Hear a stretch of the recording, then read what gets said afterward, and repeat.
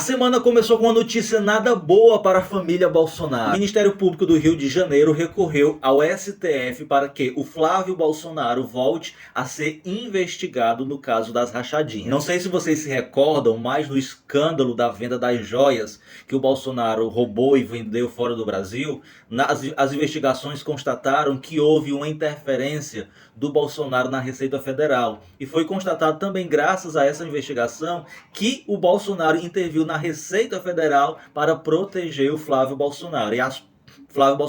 E as provas que até então a Justiça anulou, elas poderão voltar a ser válidas, tendo em vista essa interferência direta do Bolsonaro na Receita para proteger o seu filhote. O pedido já foi feito ao STF, não tem prazo para ele responder, mas a qualquer momento o ministro Gilmar Mendes poderá reabrir essa investigação. Foi vazado à imprensa ontem a primeira versão da delação premiada do Mauro Cid. E nessa delação ele identificou para a Polícia Federal que haviam 3 núcleos golpistas dentro do governo Bolsonaro que planejavam tomar medidas em relação à derrota que ele teve para o presidente Lula. O primeiro grupo, que ele classificou como moderado, incentivou o Bolsonaro, segundo ele, a aceitar a derrota e se tornar o líder da direita no Brasil. O segundo grupo, segundo ele, presta atenção que eu vou estar sempre citando segundo ele, que eu vou já te explicar o que há por trás desse vazamento, tá? O segundo grupo, segundo o Mauro Cid, eles eram contrários ao golpe,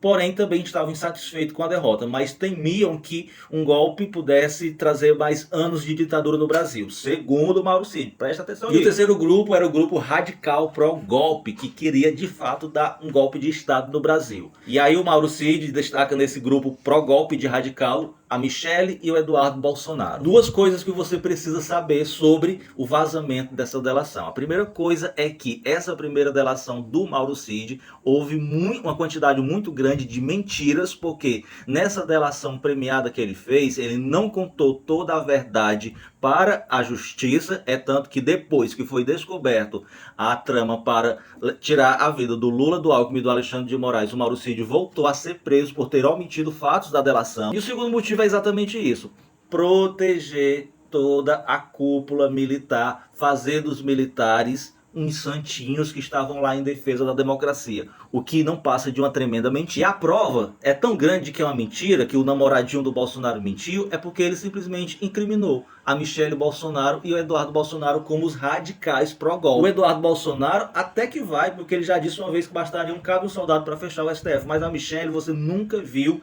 nenhum posicionamento político dela de golpe, de radicalismo, de jeito nenhum. Tudo isso não passa de um ranço que o Mauro Cid tinha da Michelle. Afinal de contas, a Michelle impediu o namoro dele com o Bolsonaro. E a prova é maior ainda de que ele estava mentindo em relação a esses dois, que nem a Michelle nem o Eduardo Bolsonaro foram indiciados pela Polícia Federal. Não teve nenhuma prova contra eles de que eles estiveram tramando um golpe. Por isso, não acredite nesse vazamento do jornal O Globo. Não passa de uma tentativa apenas de aliviar a imagem das Forças Armadas. E o Bolsonaro falou em entrevista que terá retaliação ao Brasil caso ele seja preso, porque segundo ele está sofrendo uma perseguição jurídica. Agora, retaliação de quem, Bozo? Porque o Donald Trump não deu a mínima para você, não deu um pio sequer para te defender no mundo todo dessa mentirosa acusação de que você está sendo perseguido juridicamente. E mesmo após o Trump anistiar todos os golpistas que tentaram dar um golpe lá nos Estados Unidos, ministros do STF, o Barroso e o Gilmar Mendes,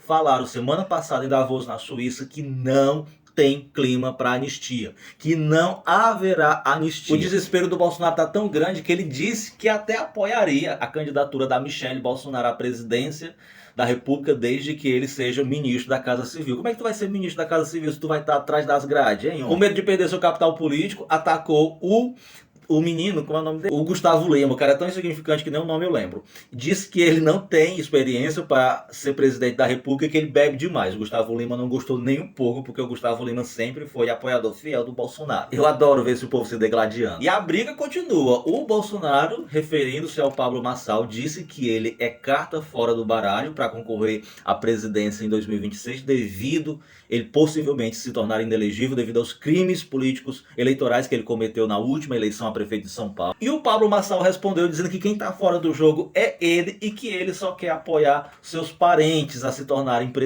candidatos à presidência da República. E por falar em parente, o sobrinho do Bolsonaro, não, ex-namorado do Carluxo, foi revelado através das investigações da polícia, porque ele foi indiciado por tentativa de golpe, né? Lá em Brasília, no Rio de Janeiro, foi revelado que nas mensagens que a polícia teve acesso aos celulares dele, ele se sentia completamente abandonado pela família Bolsonaro. E que, segundo ele era deixado de fora de tudo. É isso, meus amigos. A semana mal começou e já tem esse caminhão de notícias ruins para o Bolsonaro. Você sabe, e já sabe, né? Se é ruim para eles, é maravilhoso para nós.